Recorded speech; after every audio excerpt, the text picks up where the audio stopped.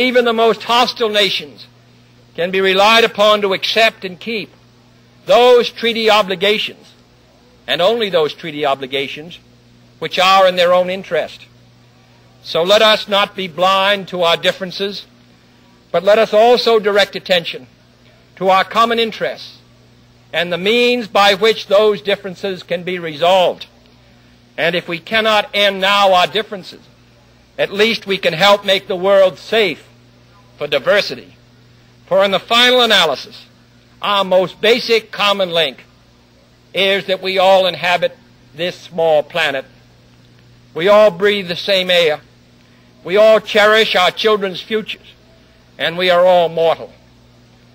Third, let us re-examine our attitude towards the Cold War, remembering we're not engaged in a debate, seeking to pile up debating points. We are not here distributing blame or pointing the finger of judgment. We must deal with the world as it is, and not as it might have been had the history of the last 18 years been different.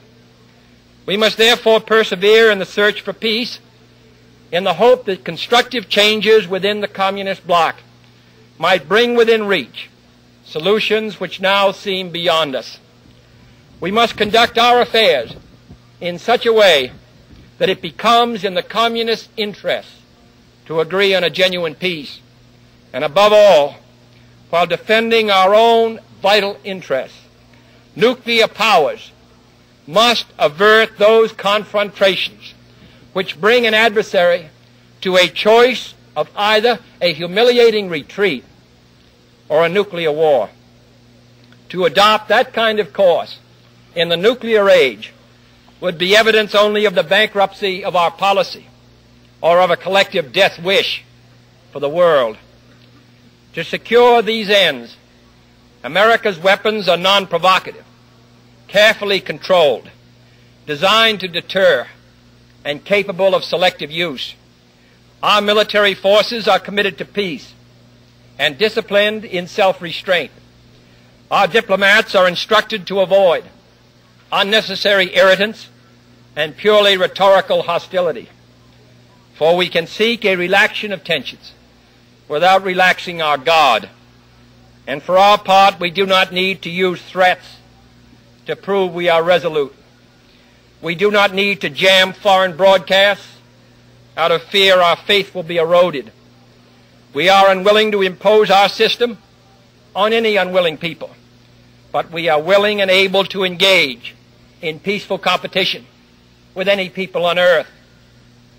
Meanwhile, we seek to strengthen the United Nations, to help solve its financial problems, to make it a more effective instrument for peace, to develop it into a genuine world security system, a system capable of resolving disputes on the basis of law, of ensuring the security of the large and the small, and of creating conditions under which arms can finally be abolished. At the same time, we seek to keep peace inside the non-communist world, where many nations, all of them our friends, are divided over issues which weaken Western unity, which invite communist intervention, or which threaten to erupt into war. Our efforts in West New Guinea, in the Congo, in the Middle East, and the Indian subcontinent have been persistent and patient, despite criticism from both sides. We have also tried to set an example for others by seeking to adjust small but significant differences with our own closest neighbors in Mexico and Canada. Speaking of other nations, I wish to make one point clear. We are bound to many nations by alliances. These alliances exist because our concern and theirs substantially overlap. Our commitment to defend Western Europe and West Berlin, for example, stands undiminished because of the identity of our vital interests. The United States will make no deal with the Soviet Union at the expense of other nations and other peoples, not merely because they are our partners, but also because their interests and ours converge. Our interests converge, however, not only in defending the frontiers of freedom, but in pursuing the paths of peace. It is our hope and the purpose of Allied policy to convince the Soviet Union that she too should let each nation choose its own future, so long as that choice does not interfere with the choices of others. The communists' drive to impose their political and economic system on others is the primary cause of world tension today. For there can be no doubt that if all nations could refrain from interfering in the self-determination of others, the peace would be much more assured. This will require a new effort to achieve world law, a new context for world discussions.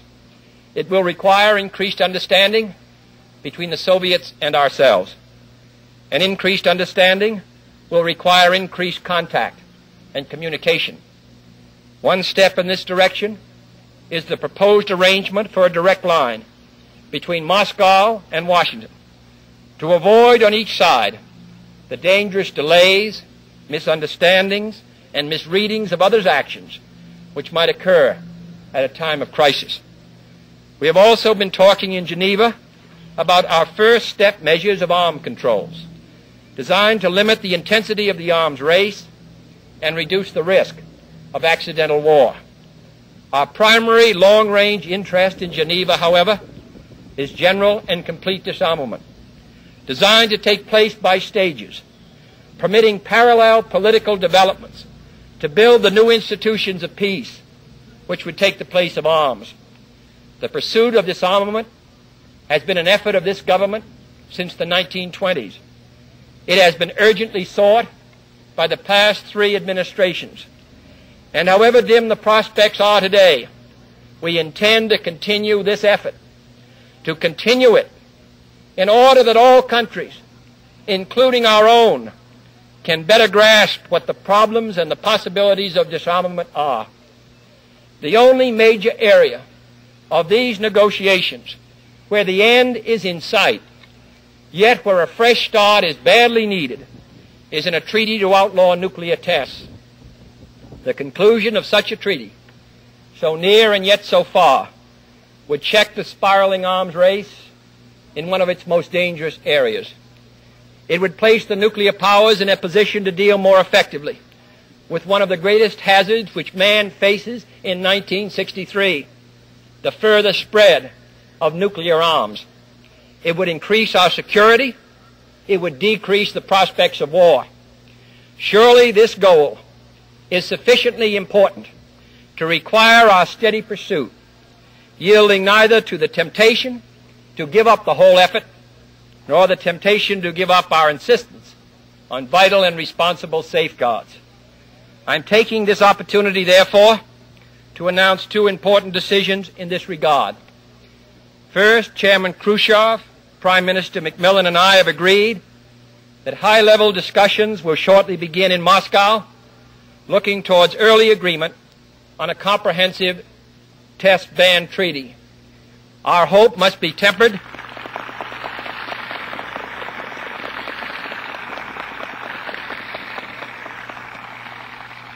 Our hopes must be tempered with the caution of history, but with our hopes go the hopes of all mankind. Second, to make clear our good faith and solemn convictions on this matter, I now declare that the United States does not propose to conduct nuclear tests in the atmosphere so long as other states do not do so. We will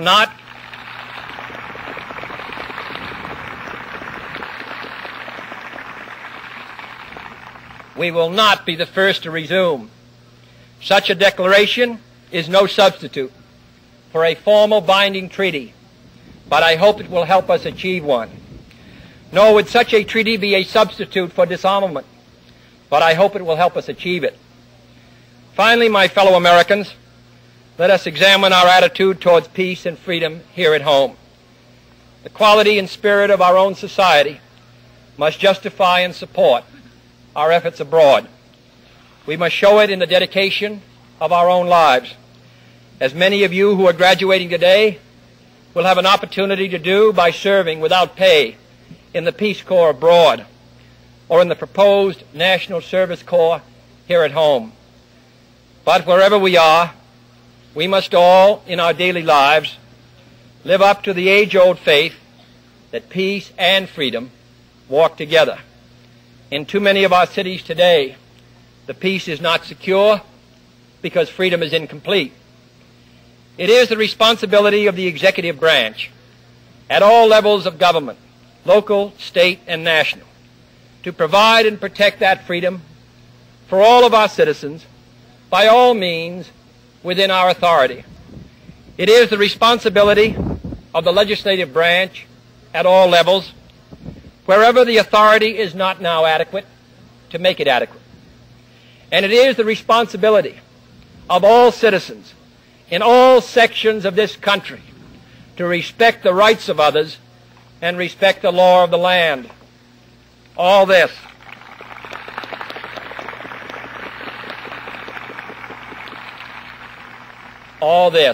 is not unrelated to world peace.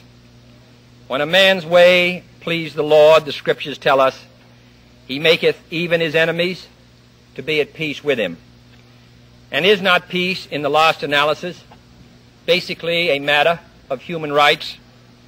The right to live out our lives without fear of devastation, the right to breathe air as nature provided it, the right of future generations to a healthy existence. While we proceed to safeguard our national interests, let us also safeguard human interests. And the elimination of war and arms is clearly in the interest of both. No treaty, however much it may be to the advantage of all, however tightly it may be worded, can provide absolute security against the risks of deception and evasion. But it can, if it is sufficiently effective in its enforcement, and it is sufficiently in the interest of its signers, offer far more security and far fewer risks than an unabated, uncontrolled, unpredictable arms race. The United States, as the world knows, will never start a war. We do not want a war. We do not now expect a war.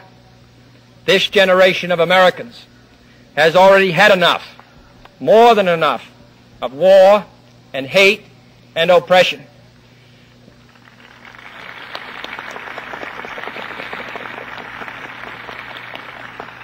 We shall be prepared if others wish it. We shall be alert to try to stop it. But we shall also do our part to build a world of peace where the weak are safe and the strong are just. We are not helpless before that task or hopeless of its success. Confident and unafraid, we must labor on, not towards a strategy of annihilation, but towards a strategy of peace.